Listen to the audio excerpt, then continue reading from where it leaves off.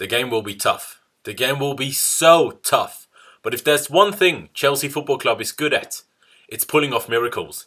And I just see that 2-2 written in the stars. Hello there guys, and welcome back to 100% Chelsea from a preview of the Barcelona versus Chelsea game, the second leg of our Champions League round of 16 tie, with the kickoff being on Wednesday the 14th of March at 7:45 PM UK time at the Camp Nou in Barcelona. And you might be thinking, what are you doing, Lawrence? The press conference is tomorrow. Why are you doing a preview today? Well, I know that, but tomorrow is when I'm flying out to Barcelona. And recently the press conferences haven't exactly been very useful anyway. But if something important is said in the press conference tomorrow, we'll bring you a video about that from Barcelona. But now getting into it and speaking about our opposition Barca. And I'm not going to go into as much depth as I did ahead of the first leg, because I would obviously just be repeating myself really. So if you haven't seen that video in which I talk about Barcelona in quite some detail, click the card up there and make sure you watch that video and then come back here and finish watching this. So now, assuming that all of you have seen that video, let's get into this, and starting it off with team news for Barcelona. Of course, Philippe Coutinho is ineligible to play in the Champions League, as he did play in the competition for Liverpool before moving clubs in January. Andres Iniesta is a major doubt and will almost certainly miss the game with a hamstring injury, and also right back Nelson Semedo and centre mid Denis Suarez, not Luis Suarez, Denis Suarez, are injured and will most likely miss the game as well. The other right back, Sergio Roberto, might also be a doubt. I've seen different informations on this, we'll just have to wait and see. Although I'm not quite sure who they'll put at right back if both Roberto and Semedo are actually out injured. But to be honest, I think Roberto will end up playing. But we'll have to wait and see, like I said. And some people for some reason think Messi is injured. He's not. He missed the last game, yes, but only because his third kid was born and, he just didn't travel to Malaga with the rest of the team, but he's completely fit and actually basically just got a rest. Now, if you have seen the other video that I mentioned earlier, you'll know that Barcelona usually play either a 4-4-2 or a 4-4-2 diamond, especially in the big games so far this season. They started with a diamond in the first leg against Chelsea, but moved Paulinho onto the right wing quite quickly to create a more standard 4-4-2. And later on in the second half, they brought on Alex Vidal for Paulinho to make it even more of a proper 4-4-2. But obviously, that didn't work all too well for them, did it? Well, they basically had all of the ball. If Christensen didn't make that vital, misplaced pass, Fabregas reacted quicker, and Azpilicueta didn't slide in trying to get to the ball, Barcelona would not have scored at Stamford Bridge, and I'm almost certain about that. They wouldn't have scored, so we would have won that game. So clearly, it didn't work all too well for them the way they did set up in, the first leg. So there is a chance of Barca going for a 4-3-3 this time, with Dembele and Messi on the wings and Suarez as the striker, and a midfield three of Busquets, Rakitic and Paulinho.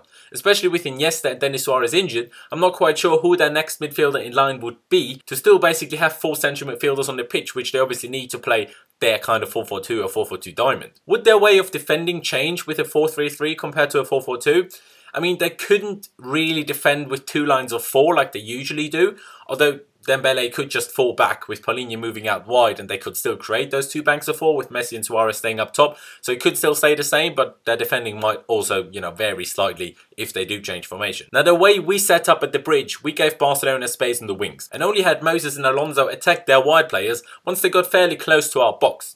So if they are to go for a 4-3-3, that would be the same really, like we would still give them space down the wings, I think. But Barcelona would have less men down the middle to break us down, but of course more men, down the wings really. So if they are going to play down the flanks, the way we will pack the centre, they will struggle to get balls in, and with our midfielder sitting very deep as well most likely, also cutting balls back to just outside the box, Barcelona would struggle with, in my opinion. But of course, if Dembele and Messi or the fullbacks get past Moses and Alonso and someone helping them out, their wide men would basically be attacking our wide centre-backs, who aren't exactly the most agile of players, so once they get there, they will be dangerous, and we will also be in danger of giving away penalties. Of course, Azpilicueta is basically a fullback, so probably on that side it will be fine, but on the other side, if Messi gets past Alonso and he's up against Rudiger or Cahill, whoever plays, that is a big danger, whether that's on goal or giving away penalties like I said. Now the Camp Nou does have a slightly bigger pitch than Stamford Bridge does, but it's not as much bigger as some people think it actually is. The Camp Nou actually is the exact same measurements as Wembley does, so it is bigger, but not anything we're not used to and can't cope with. Of course, Messi and Suarez will always be dangerous, and are most likely to take their chances if they get one. Like Messi proved at the bridge, to be honest. He didn't have much except that one goal he scored. But Iniesta missing certainly is a good thing for us, because he is just one of the best midfielders the world has ever seen, really. And even today, at the age of 33, he's just incredible. And he is crucial to every bit of their attacking play, really. Well, that's not to say that they won't be able to create any chances without him. You know, he's still a crucial part of their team. Ahead of the first leg, I told you that Barcelona hadn't lost a competitive game since losing the Spanish Supercopa before the league campaign even started, when they lost to Real Madrid. With the exception of losing the first leg of that cup tie against Espanyol Barcelona, but still, you know, they went through after winning the second leg. And that hasn't changed. Since we faced them at the bridge, they've played 4 games, won 3 and got 1 draw. One of those wins actually coming against Atletico Madrid as well. In the same period, Chelsea have only played 3 games, but of course we lost 2 of them against Manchester United and Manchester City, and winning 1 against Crystal Palace last weekend. One more thing that I do want to say to the players kind of thing. Do not give silly fouls away. Do not give silly free kicks away within 30 yards of our goal, because Messi's free kicks are insane. A Messi free kick is also what won them the game against Atletico, and to beat Oblak from a free kick, it has to be some kind of strike. But that's really it about Barcelona, and now speaking about Chelsea. Starting it off with team news. As you know, Antonio Rudiger and Danny Drinkwater didn't make the squad against Crystal Palace. After the game, Conte said that Drinkwater probably won't be fit in time to face Barcelona, but Rudiger might be, after only suffering a minor injury, and according to Conte, just a fatigued muscle, and like I said, he could recover in time for the game on Wednesday. And of course, David Luiz is still out injured, but everyone else, as of now, as much as we know now, should be available. Also, Conte has apparently said, and I quote, "In every game, I have to decide the starting 11, and not the players, because the players are players, and the manager is the manager. But sometimes, and before this kind of game," speaking about Barcelona, "it is more important to involve totally the players and then to listen." I don't know where he said that, I couldn't find any interviews he's given, but if it's true, it's certainly a good approach in my opinion, because a game like this is as much about attitude and belief as it is about tactics and quality. But all of that would suggest that Hazard might not play as the false 9, because he's certainly not going to say to Conte, "Yeah boss, please play me up front again." Now how do we even get through? How do we get through to the next round of the Champions League? So we have to score at least 1 goal at the Camp Nou, in case you didn't know. Any win would obviously put us through. A 1-1 draw would get us to extra time, and any higher scoring draw would also see us through directly to the quarterfinals. While a 0-0 and of course a defeat would have us knocked out of the Champions League. So with all of that, getting to the lineup I think Conte will pick, and what I would pick. First of all, the formation. Will we stick to the 3-4-3? Or will Conte, with Bakayoko returning from injury, go for the 3-5-2? I would go for a 3-4-3, and I think Conte will do the same. But I'm not 100% sure he might go for the 3-5-2. So I think the back line is basically set in stone. If Rudiger is fit to play, it will and should be Courtois in goal, Azpilicueta, Christensen and Rudiger as the 3 centre-backs. If Rudiger isn't fit, obviously it's going to be Cahill. Some people have actually suggested that Christensen should be dropped after making huge mistakes in all of our last 4 games. And in my opinion, it doesn't really matter whether he should be dropped or not, because he can't be dropped with David Luiz out injured, and playing Cahill as the central centre-back, which is only possible if Rudiger is fit in the first place, would literally be the worst thing we could do against Barcelona in my opinion. We just have to hope that Andreas Christensen won't make a mistake and play an incredible game, and I know that he can do that. Now coming to the wing-backs, Alonso is also set in stone in my opinion. If Emerson didn't play against Palace, he won't play against Barcelona. That's basically for sure in my opinion anyway. But the other side can be discussed. Victor Moses or David Zappacosta. Now going forward, Zappacosta currently is better in my opinion, especially in a game in which we'll play on a counter quite a bit. Simply because he's more direct, he can actually cross the ball, and he's also faster. But defensively, Moses in my opinion is much better, physically much stronger, better awareness, and actually better tackling as well. While we do of course have to score a goal like I said before, we also have to make sure we don't concede, or at least don't concede too many. So I would go for Moses, and I think Conte will actually do the same. If we are 2-1 or 1-0 down with 20 minutes left, then bring on Zappacosta, but I think we should start with Victor Moses. Now in midfield is where I'm slightly worried about what Conte is going to do. Obviously Kante has to and will play, but what about next to him? Even though Fabregas against United, also against Man City, even though everyone was bad against them, and against Palace, with the exception of a few passes, was quite poor, I still think you have to go for Fabregas. Basically just for the chance that he will play that one kind of ball that no one else in our team can play. And also, to be fair to him, he was very good against Barcelona in the first leg, I thought. So why wouldn't you play? But I do have a feeling that Conte might start with Timur Bakayoko, who certainly does have advantages over Cesc Fabregas, especially his physique, his pace and his power while driving the ball forward. But the last few games he did play before getting injured, he was just absolutely atrocious. And also he's very prone to making mistakes, and not just one, but multiple mistakes in the game. Whether Conte will start Baka in a 3-5-2 or 3-4-3, or whether he'll start him at all, I don't really know. I would go for Cesc Fabregas and Conte, like I said.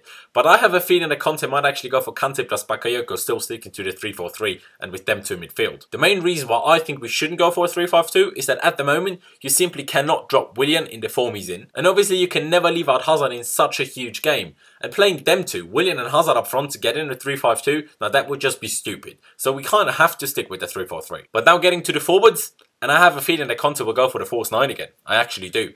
Pedro and Willian on the wings and Hazard up top, with the wingers dropping deep to create a 5-4-1 when defending, and all of the front three to press Barca's back line and Busquets before they actually get into our half. And as much as that didn't work against Manchester City at all, for a good 60 minutes, it worked really well against Barcelona at home. With the exception of a 15-minute spell in the first half where we had to punt the ball long, and obviously Hazard never won it, it worked obviously until we brought Morata on and didn't play with a false 9 anymore. So I could understand why Conte would do that, and I could also accept it, I think. But I myself would start Olivier Giroud with Hazard and Willian next to him. Giroud just gives you that power and strength to bully their defenders and keep the ball if we are forced to punt it long. At the same time though, to press Barcelona, Giroud really is the opposite of what you actually need. He's slow and he's everything but agile. So that might actually suggest that Morata is the perfect middle we should go for. Pretty quick, probably actually quicker than Morata over more than 5 yards. Quite agile as well, but definitely more capable of winning a long ball than Hazard is. Maybe not very likely, but still more likely than Hazard is. And also we're playing in Spain, and the referee isn't English. Don't forget that. But Morata constantly falling over would still annoy me. He's probably more likely to get fouls for it in this game than he would be in any Premier League game. And I think I might have just changed my own mind by what I just explained. Maybe I would actually go for Morata instead of Giroud. To be honest, I'm not sure. Maybe that's why I'm not a manager. Maybe that's why, because I can't decide.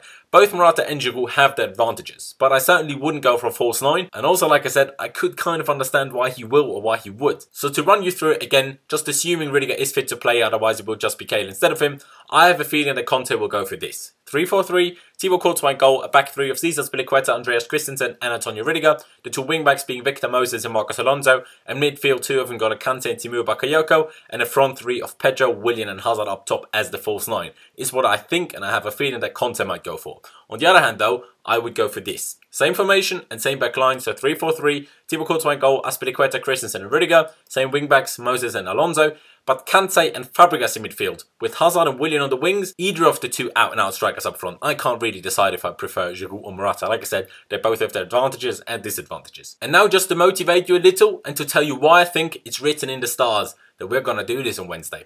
Last time we won the Champions League. Man City won the league, which they also will this year. We had a poor season in the league, finishing outside of the top 4, which might happen again this season as well. We had an Italian manager in Roberto Di Matteo, which we also do now with Antonio Conte, of course. And also, our most expensive player in the squad was a Spanish number 9 in Fernando Torres. And now, our most expensive player in the squad is a Spanish number 9 in Alvaro Morata. You know, I'm just saying. And like I said in the beginning, I think another 2-2 at the Camp Nou is just written in the stars. Now, the others from the channel did fly out to Barcelona this morning and I will join them tomorrow. And don't you worry, there will be plenty of content coming at you from Barcelona. Pre-game thoughts, my review I will do live from inside the Camp Nou. There will be fan cams, there will be all sorts. So make sure you do subscribe to 100% Chelsea and click the notification bell button as well. You know, why would you want to miss what's happening in Barcelona? Like, why would you? But yeah, that's really it from me. Leave me all of your thoughts down in the comment section below. What team would you go with? What team would you go with? What are your score predictions? Like I said, I think that 2-2 is just written up there, really. Just written up there. Leave a like if you did enjoy this video. Don't forget to check out my social media, which is allows 15/7 on both Instagram and Twitter. As you can see over here, just follow me over there to, you know, follow what we get up to in Barcelona, really. And also make sure you follow the 100% Chelsea social media channels. On Instagram, on Facebook, and especially on Twitter and also Snapchat. And again, like I said before, do make sure you do subscribe to 100% Chelsea. Now it's up to the players and the manager. Us fans will support the team throughout the whole 90 minutes, or 120 minutes, or even throughout the penalty shootout. We will sing and scream our lungs out. Like, we will not stop. We will not stop. And we will make the Camp Nou ours. Thank you guys for watching. Let's do this. Up the Chelsea. And I'll see you guys from Barcelona.